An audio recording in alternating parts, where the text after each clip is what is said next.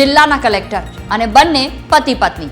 વાત કરી રહ્યા છે સુરભી ગૌતમ ને મિલિંદ બાપના, બંને આઈએએસ. નમસ્કાર, TV13 ગુજરાતીના ડિજિટલ પ્લેટફોર્મ પર હું છું આપની સાથે જુહી.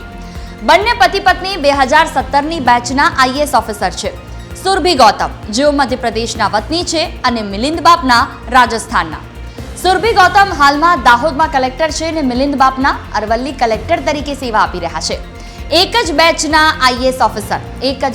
આઈએએસ ઓફિસર પતિ પત્ની હોય અને બંને અલગ અલગ જિલ્લામાં ફરજ બજાવતા હોય એવી જવલ્લે જ ઘટના બનતી હોય. આઈએએસ સુરભી એક એવા ગામમાં ઉછર્યા જ્યાં મૂળભૂત સુવિધાઓ પણ વૈભવી ગણાતી. તેમણે પણ હિન્દી સરકારી શાળામાં અભ્યાસ કર્યો, જેમણે ઇલેક્ટ્રિકલ એન્જિનિયરિંગનો અભ્યાસ કર્યો છે.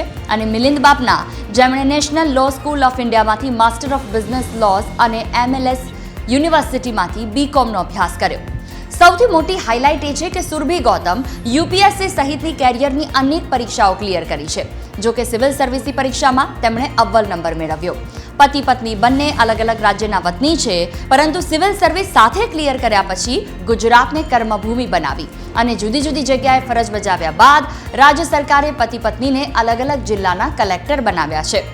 મિલિંદ બાપના જેમને 3 જાન્યુઆરી 2025ના આણંદ મ્યુનિસિપલ કોર્પોરેશન વિભાગમાં મ્યુનિસિપલ કમિશનર તરીકે તેઓ ફરજ બજાવતા હતા, જે બાદ તેમને અરવલ્લીના કલેક્ટર તરીકેની જવાબદારી સોંપવામાં આવી.